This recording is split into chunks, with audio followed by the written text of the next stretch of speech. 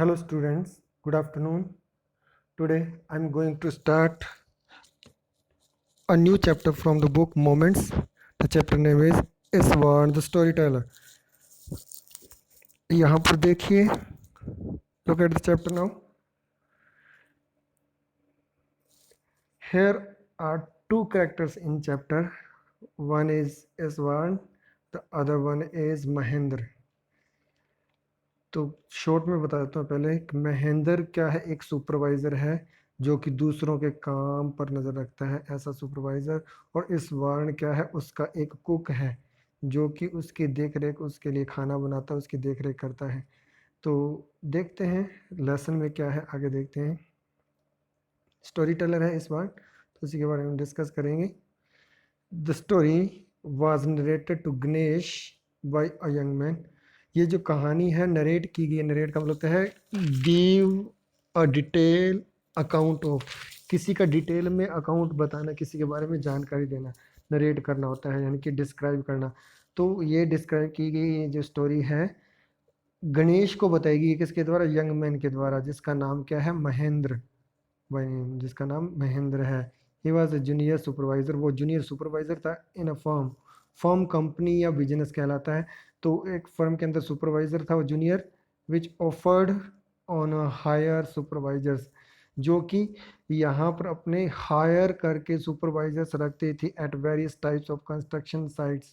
अलग अलग building sites होती थी जहाँ पर बिल्डिंग बनाने का काम किया जाता था, तो वहाँ पर वो क्या ऑफर करते थे अपने यहाँ से, कंपनी से, सुपरवाइजर्स को। चाहे वो फैक्ट्रीज हों, चाहे वो फिर ब्रिजेस हों, चाहे वो डैम्स हों, एंड सो ऑन और इत्यादि। तो महेंद्र's job was to keep an eye on the activities at the work site। जो वर्क साइट होती थी, जगह होती थी काम करने वाली, वहाँ पर क्या है, उसका काम दूसरों के वर्क पर नज़र रखना होता था। कीप एन आई का मतलब है क्या, नज़र रखना। हैड टू कीप मूविंग, उसको मूव करते रहना होता था हमेशा। फ्रॉम प्लेस टू प्लेस, एक जगह से जो दूसरी जगह जाना ही पड़ता था। एवरी नाउ एंड देन, हर एक समय, कभी भी। As ordered by his head office, जब भी उसको हेड ऑफिस से ऑर्डर मिलते हैं। From a coal mining area to a railway bridge construction site, चाहे वो कोयले की जो खान होती है, माइनिंग एरिया होता है, वहाँ से रेलवे का ब्रिज होता है, उस कंस्ट्रक्शन साइट पर जाना पड़े, या फिर फ्रॉम देयर आफ्टर, और वहाँ से अ फ्यू मंथ्स, कुछ महीनों के बाद, टू ए केमिकल प्लांट, किसी केमिकल की इंडस्ट्री के अंदर, which was coming up somewhere, जो कि कहीं किसी भी जगह पर हो सकती थी। देखते हैं नेक्स्ट पेज पर क्या होता है। ये महेंद्र के बारे में हमने पढ़ा, आगे और देखते हैं महेंद्र के बारे में। He was, wait,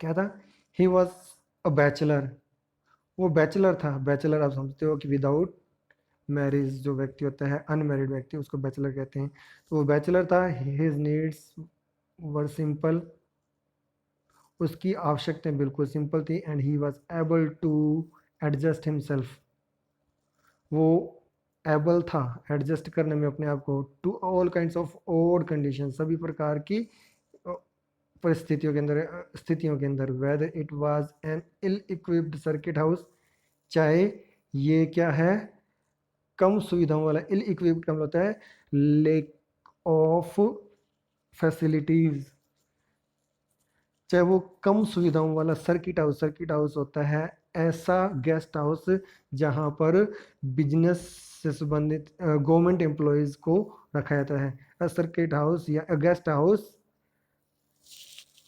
for government employees, या तो उसको सर्किट हाउस में रहना पड़ता था जहाँ पर सुविधाओं की कमी होती थी, या फिर make shift canvas tent. Make shift यानी कि बनाया, तुरंत तैयार किया गया, शिफ्ट किया जाने वाला, एक जगह से दूसरी जगह शिफ्ट किया जाने वाला कैनवास का टेंट लगा कर रहना पड़ता था। In the middle of a stone query, किसके बीचों बीच, मिडल, बीचों बीच स्टोन क्वेरी, पथरीला, पत्थर वाला जो एरिया होता था। क्वेरी का मतलब होता है पिट, PIT, पिट, खड्डा। सरफेस ऑफ एक्सकेवेशन, जहाँ पर खुदाई का काम चलता हो, तो वहाँ पर उसको तंबू लगा करके या टेंट लगा कर रहना पड़ता था। बट लेकिन यहाँ पर वन असेट, असेट का मतलब यहाँ पर प्रॉपर्टी होता है, एक प्रॉपर्टी उसके पास थी, कौन सी? ही हैड, जो उसके पास थी, वाज इज कुक, वो था उसका कुक, उसका रसोइया, जिसका नाम क्या था? Iswaran. The cook was quite attached to Mahendra, तो कुक क्या था? महेंद्र से बहुत ही ज़्यादा अटैच था, जुड़ा हुआ था। एंड फॉलोड हिम, और उसके साथ साथ जाता अनकम्प्लेनिंगली, बिना किसी कंप्लेन के, without any complain, wherever he was posted, जहाँ पर भी महेंद्र की पोस्टिंग होती उसको भेजा जाता, उसके साथ में ही चला जाता। ही कुकड फॉर महेंद्र, वो महेंद्र के लिए खाना बनाता था। वॉश्ड हिज क्लॉथ्स, कपड़े धोता था। Chatted away with his master, अपने मालिक के साथ चैटिंग किया करता था, गपशप किया जाता था एट नाइट, रात के टाइम। फिर he could weave out endless stories, तो वो क्या है? एंडलेस, जिनका कोई अंत नहीं होता, ऐसी कहानियां वीव आउट करता था। वीव आउट का मतलब होता है डेवलप, यहाँ पर वीव आउट का वैसे मतलब होता है बुनना, यहाँ पर डेवलप, विकसित करना, तैयार करना, प्रिपेयर करना, तैयार करता वो। उसके अलावा स्टोरीज के अलावा एनेक्डोट्स, एनेक्डोट्स होते हैं short account of an incident, किसी घटना का एक छोटा सा लेखा जोखा, जिसको हम किस्सा बोल देते हैं हिंदी के अंदर, तो वो क्या है? एनेक्डोट तैयार करता था ऑन वेरियड सब्जेक्ट, अलग अलग प्रकार के विषयों के ऊपर क्या है वो इस प्रकार से अनेक्डोट्स, दंत कथाएं या किस्से तैयार कर लेता था वो। चलेंगे नेक्स्ट, यहाँ पर इस बार आगे देखें क्या आता है। Also had an amazing capacity to produce vegetables and cooking ingredients seemingly out of nowhere. यहाँ पर कुछ वर्ड्स हैं वो देख लेंगे।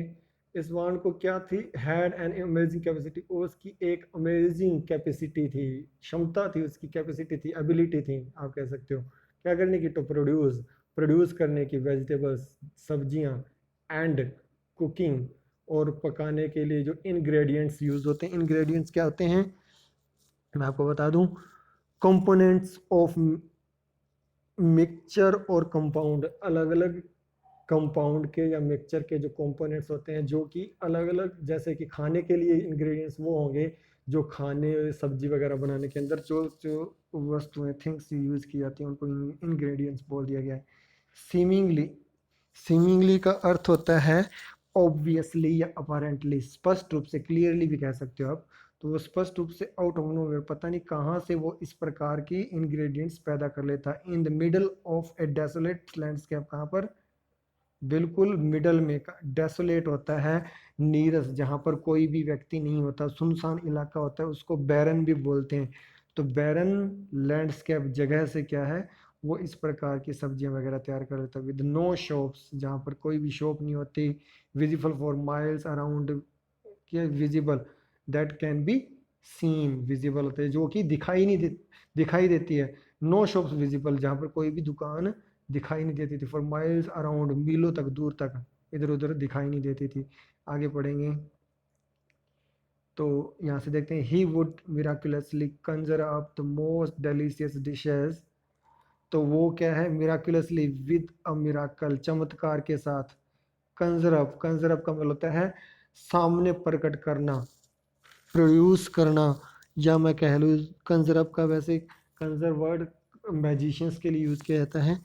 तो bring into existence, Kanjar up का मतलब यहाँ पर सामने, अस्तित्व में लाना, यानी कि सामने प्रकट करना, अपीयर करना किसी चीज़ को, तो वो पता नहीं कहाँ से लेकर आ जाता। द मोस्ट डेलीशियस डिशेज, सबसे ज़्यादा डेलीशियस, स्वादिष्ट डिशेज लेकर आता, मेड विद फ्रेश वेजिटेबल्स, जो कि फ्रेश वेजिटेबल से बनी होती थी। With in an hour of arriving at the zinc sheet shelter, जो कि 1 घंटे में तैयार कर लेता था, जब वो किसी जिंक के बने हुए, जिंक की शीट के बने हुए शेल्टर, यानी कि वो शेल्टर का मतलब यहाँ पर उस कैंप से ही है या तंबू से ही है जहाँ पर वो रहते थे। At the new work place, किसी नए स्थान पर आकर के क्या है वो क्या 1 घंटे के अंदर इस प्रकार के स्वादिष्ट पकवान तैयार कर लेता था। नेक्स्ट पेज पर चलेंगे।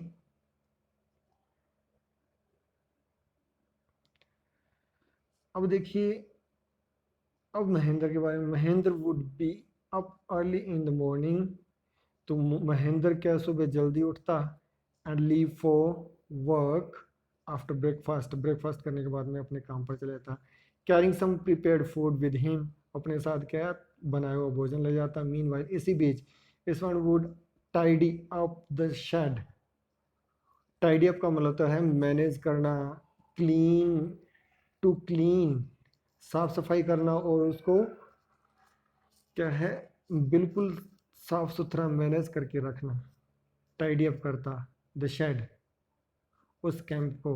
वॉश द क्लोथ्स, कपड़ों को धोता, and have a leisurely bath, और खुद भी क्या है एक लेजरली बाथ लेता। लेजरली का मतलब होता है इन अ कन्वीनियंट वे, आराम से, बिल्कुल बिना किसी जल्दी के, विदाउट एनी हरी, वो क्या है आराम से वहां पर बैठकर स्नान करता, नहाता वो। Pouring several buckets of water over his head, अपने सिर में क्या है कई बकेट पानी के डालकर क्या है इस प्रकार से नहाता। मटरिंग अ प्रेयर, वहां पर क्या मटर का मतलब होता है बड़बड़ाना, धीरे धीरे बोलना, किसी प्रेयर को वो बोलता ऑल द वाइल, इसी बीच जब नहाता था वो क्या है प्रेयर भी करता रहता। It would be lunch time by then, और उस समय तक क्या है लंच टाइम हो जाता। आफ्टर ईटिंग, खाने के बाद, ही वुड रेड, रेड नहीं आएगा यहाँ पर, रेडी आएगा, रेडी आएगा, he would ready for a while before dosing of, तो वो क्या है खाने के बाद में वो क्या वो बिल्कुल तैयार होता, फॉर ए वाइल, एक बार के लिए, क्या करने के लिए, बिफोर डोजिंग ऑफ, सोने से पहले क्या है इस प्रकार से, सॉरी, ही वुड रीड आएगा यहाँ पर, ही वुड रीड, वो पढ़ता, फॉर ए वाइल, कुछ समय के लिए, बिफोर डोजिंग ऑफ, इससे पहले कि सोने के लिए जाता। डोजिंग का मतलब है गोइंग टू स्लीप, सोने से पहले क्या है कुछ देर के लिए वो पढ़ता।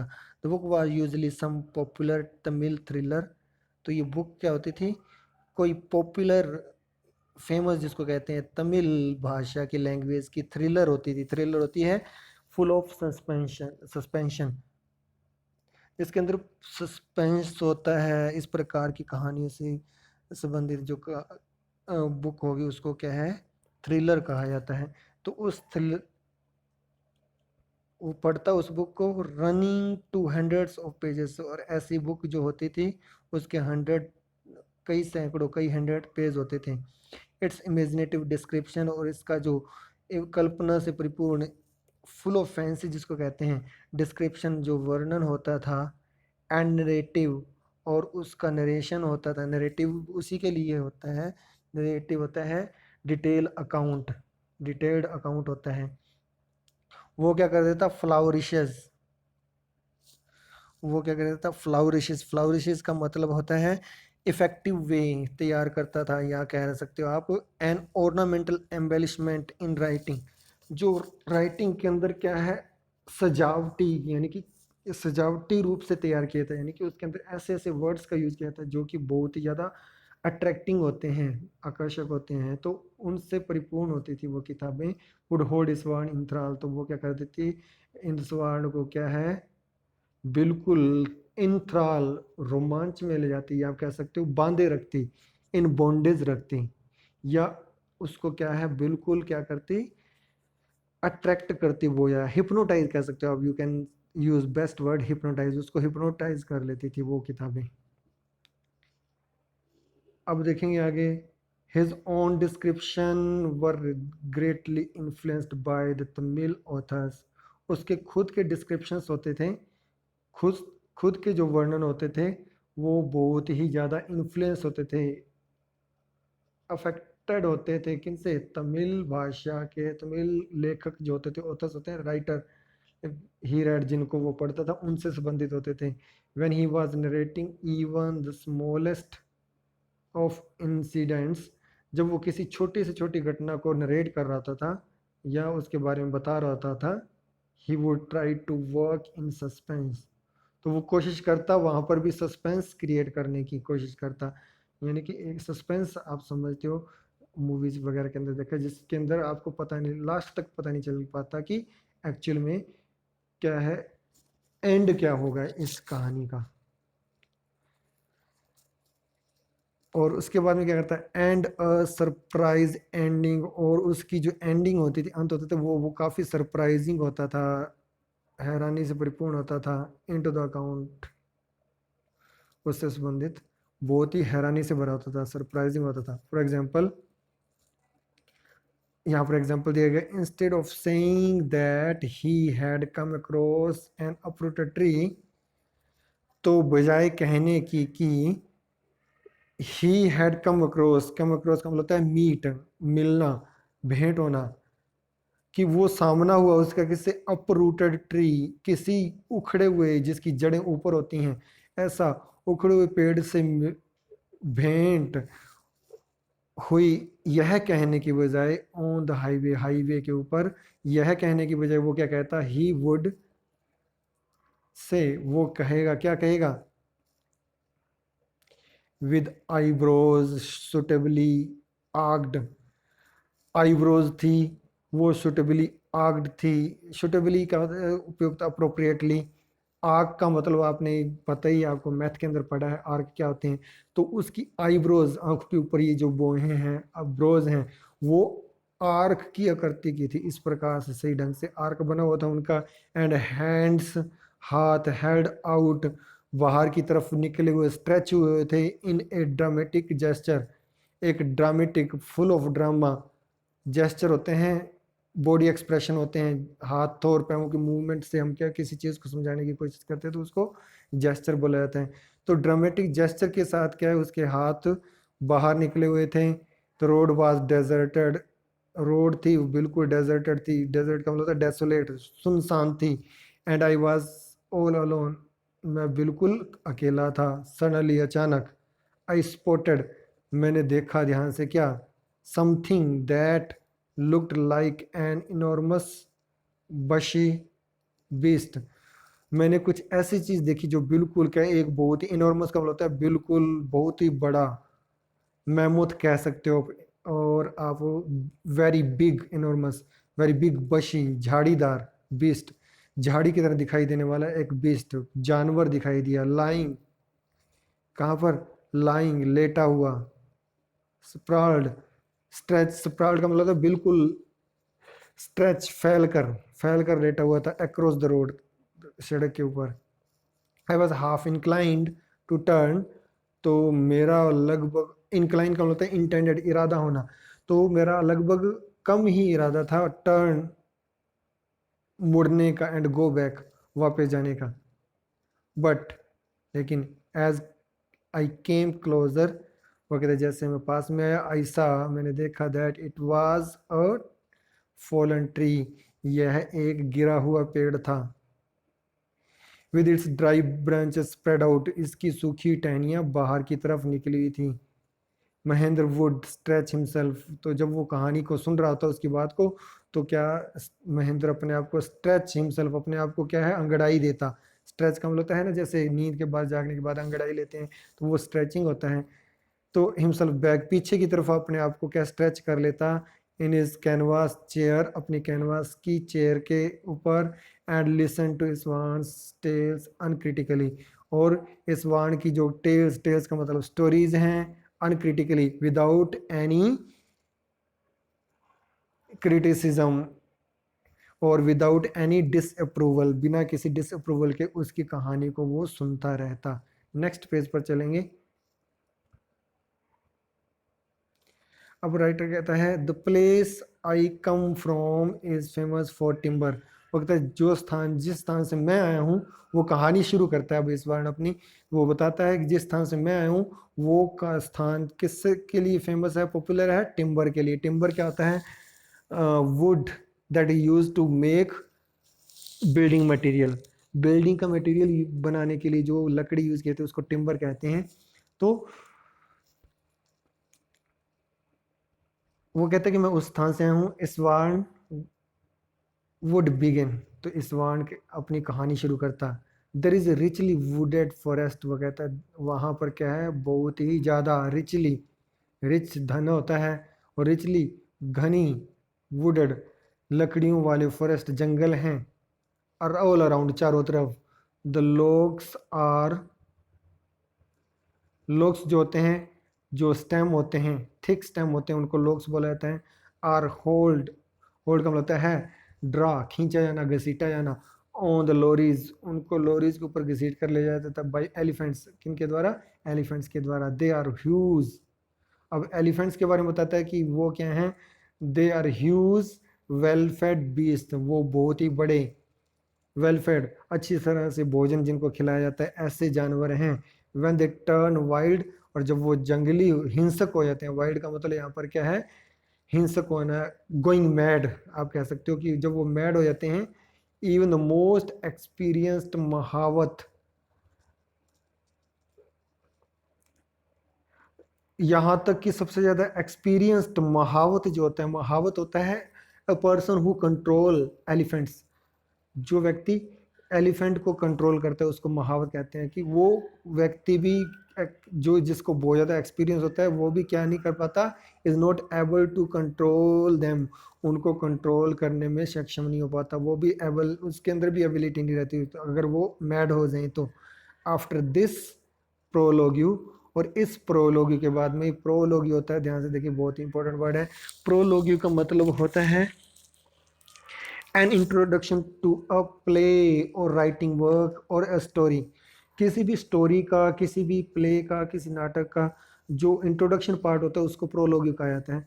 तो ये उसने क्या वहाँ पर प्रोलोग, इस प्रोलोग को देने के बाद में इस्वान वुड लॉन्च, शुरू कर देता इनटू एन एलाबरेट एनेक्डोट, एक किस्सा सुनाना शुरू कर देता। कौन सा?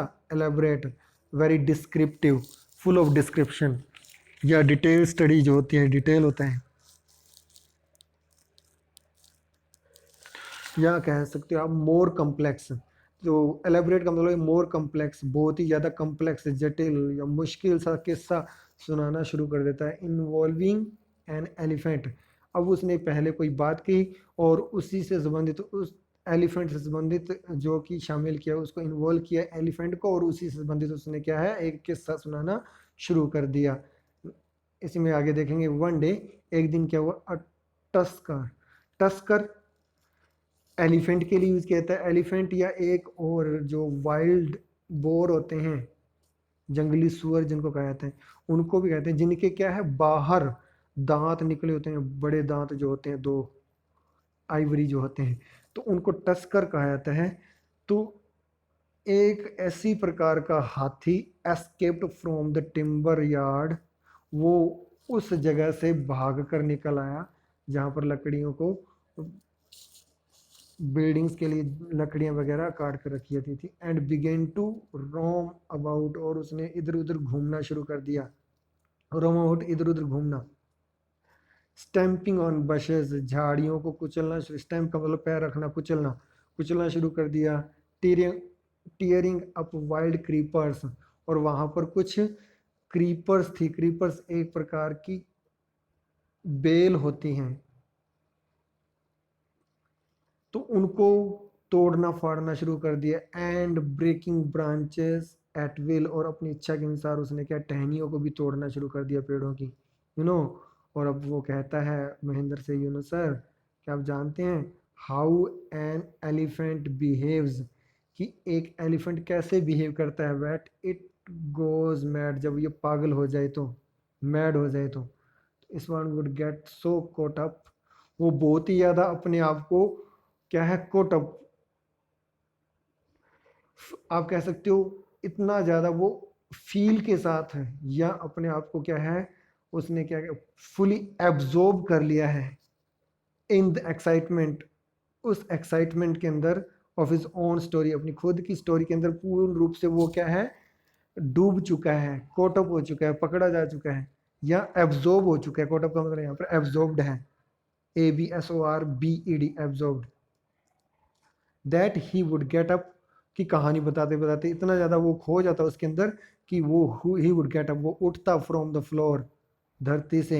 एंड जंप अबाउट, और एकदम से क्या है? जंप करता। स्टैम्पिंग हिज फीट, अपने पैर को जोर से स्टैंप नीचे मारते हुए, इन एम्युलेशन, एम्युलेशन होता है वर्ड नकल करना एक प्रकार से, आप कह लीजिए एफर्ट टू बी इक्वल और सरपास अनदर, ऐसी एफर्ट कोशिश करना किसी चीज़ के इक्वल होने के लिए या उससे आगे निकलने के लिए, ऑफ द मैड एलिफेंट, किस प्रकार की नकल कर रहा है वो, उसके इक्वल, जिस प्रकार से एलिफेंट ने अपने पैरों को, पागल हाथी ने अपने पैरों को मारना शुरू किया तो उसी प्रकार से उसने भी क्या है धरती पर पैर मारकर उसको क्या है बॉडी एक्सप्रेशन के साथ, जेस्चर के साथ में क्या है उसको कहानी को समझाना शुरू कर दिया। अब चलेंगे नेक्स्ट पार्ट पर, लास्ट पार्ट आज के लिए, बाकी हम कल पढ़ेंगे। फिर क्या होता है, the elephant reached the outskirts of our town, हमारे टाउन के बाहरी हिस्से पर, आउटस्कर्ट होता है, आउटस्कर्ट कहते हैं आउटलाइंग एरियाज जो होते हैं, शहर के बाहर का जो एरिया होता है वहां पर पहुंच गया वो, ब्रेकिंग द फेंसेस, क्या करते हुए, फेंसेस जो लोगों ने बाड़ वगैरह लगाई होती है घरों के आसपास उनको तोड़ते हुए, डाउन लाइक मैच स्टिक्स, किस प्रकार से, जैसे माचिस की डिब्बी होती हैं तो माचिस की तिलियां होती हैं, स्टिक्स होती हैं, उसी प्रकार से उसने तोड़ना शुरू कर दिया। ही वुड कंटिन्यू, तो वो जारी रखता अपनी कहानी को, इट केम, अब ये क्या कहता है, it came into the main road, वो मुख्य सड़क पर आ गया, and smashed the stalls selling fruits, और उसने क्या ऐसी दुकानों को तोड़ना, स्टॉल्स को तोड़ना शुरू कर दिया जो कि फ्रूट्स बेच रहे थे, मड पॉट्स, कच्ची मिट्टी के बर्तन, एंड क्लोथ्स, और यहाँ तक कि कपड़े बेच रहे थे। People rain helter skeletal, helter skeletal का मतलब है हेयर एंड देयर, या कह लीजिए विद हरी एंड कंफ्यूजन, इधर उधर भागना शुरू कर दिया असमंजस में, इन पैनिक, किसके साथ, डर के साथ, पैनिक के साथ उन्होंने क्या है भागना शुरू कर दिया। द एलिफेंट नाउ, अब जो एलिफेंट था, एंटर्ड, उसने प्रवेश किया, अ स्कूल, एक स्कूल के ग्राउंड के अंदर प्रवेश किया, वेयर चिल्ड्रन वर प्लेइंग, जहाँ पर बच्चे खेले थे, breaking through the brick wall, क्या करते हुए उसने वहां पर एंटर किया, एक ब्रिक ईंटों की बनी दीवार को तोड़कर उसने वहां पर एंटर किया। All the boys rain into the classrooms, सारे बॉयज अपने क्लासरूम्स के अंदर भागकर चले गए, and shut the doors tight, और दरवाजा बंद कर दिया उन्होंने। नेक्स्ट लाइन देखेंगे,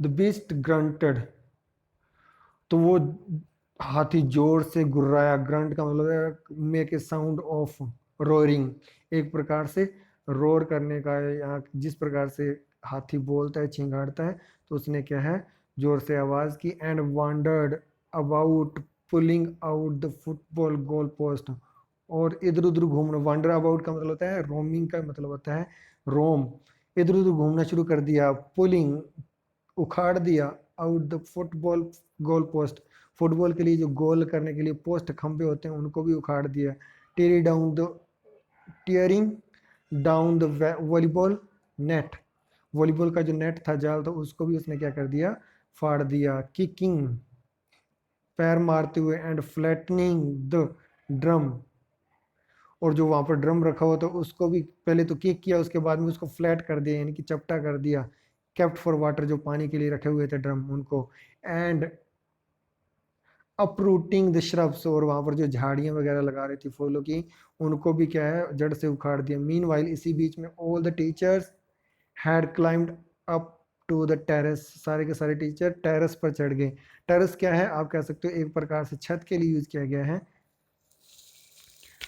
रूफ टॉप जो होता है उसके लिए टेरेस यूज किया गया, तो वहां पर चढ़ गए, of the building, school building के टेरेस पर चढ़ गए, from there they helplessly watched, और वहीं से वो क्या हेल्पलेसली वॉच्ड, उन्होंने देखा हेल्पलेसली, किसे, द डेप्रिडेशन, डेप्रिडेशन होता है डिस्ट्रक्टिव एक्शन, जो विनाशकारी काम किया जा रहा था हाथी के द्वारा उसको उन्होंने देखा।